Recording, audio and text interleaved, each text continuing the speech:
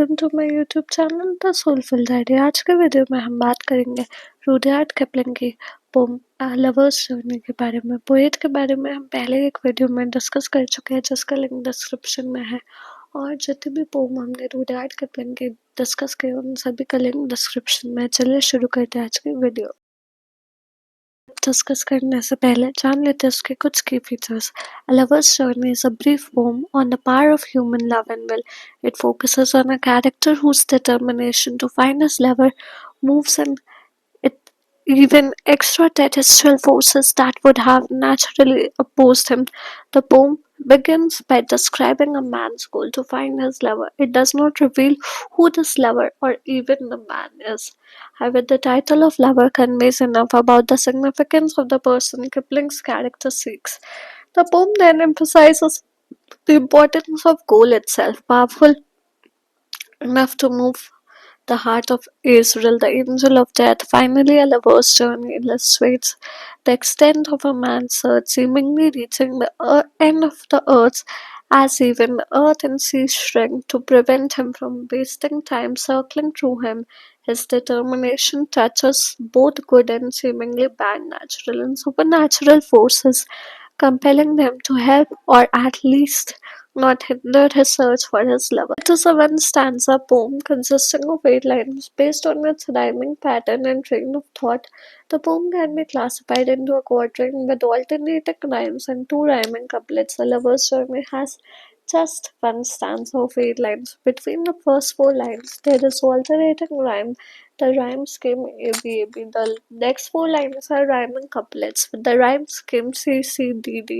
There is also a pattern to be noticed with the syllabic count.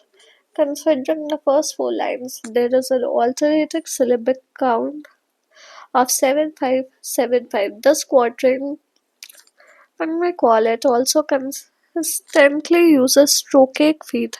The same can be said for the final couplet, which also contains 7 syllables per line. The middle couplet, however, seems to diverge in terms of syllabic count and metric pattern. Lines 5 and 6 have 3 and 4 syllables respectively. Line 6 follows an iambic meter rather than the trochaic pattern of line 5, and the rest of the poem, Kipling most likely diverges from the established pattern of the earlier quatrain before returning to its final couplet to avoid monotony that could bore us. Kipling also uses punctuation where appropriate to indicate pauses and pace the poem. All these features of the form come together to boost the poem's rhythm and flow, thereby making a lover's journey more memorable to the readers. Depth discuss करते हैं. Lines 1 to 4. When a lover hies abroad, looking for his love, Israel smiling sheathes his sword, heaven smiles above. The opening lines of a lover's journey go straight to the point. They first tell us the goal, a person heading out to find their love. Line 1 uses the archaic verb hies, meaning to move quickly. This sheds light on our character's haste and by extension the significance of this goal to him. Line 2 shows the importance of the person, the main subject of the poem searches for, calling them his man's love.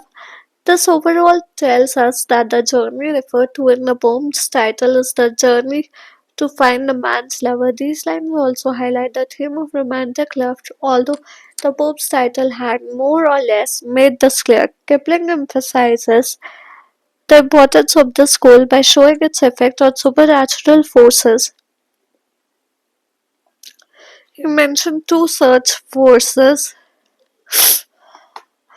Israel and heaven. Israel is Jewish and Islamic traditions is believed to be the angel of death. In this poem, one would naturally assume Israel's sword, the one he ends up sheathing, to be the instrument he uses to bring about death. As such, many may see him as a bad supernatural force, or at least a force of the opposite side of heaven which would be considered the good force. Regardless, Kipling shows these forces being touched by the same thing, love.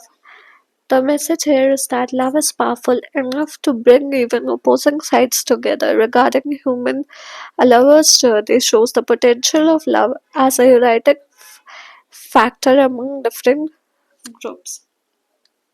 Line 5 to 8. Earth and sea, his servants be, and to lesser compass round that his love be sooner found.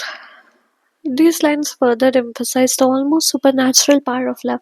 This time Kipling focuses on natural forces like the earth and sea and how they come to the man's aid. Contrary to the first line, the forces here do not simply stand by touch by Kipling's character once goal. They actively help by shrinking themselves so the man's search does not take too long. One may consider this ironic as most would expect the supernatural forces from earlier to actively aid the search, knowing they had the power to rather than the natural forces. Perhaps it was Kipling's choice to break such expectation knowing they existed.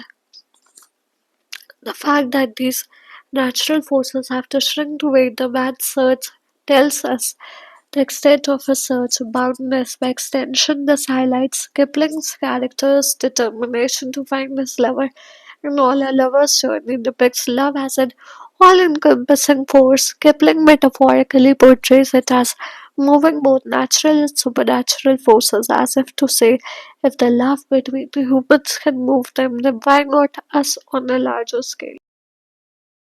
Devices. The poem A Lover's Journey employs various literary devices, including personification to animate and animate elements like heaven and earth, allusion to religious figures like Israel, metonymy, and associating heaven with God, consonants and sound repetitions, and inversion in the poem's last rhyming couplets to maintain its rhyming scheme.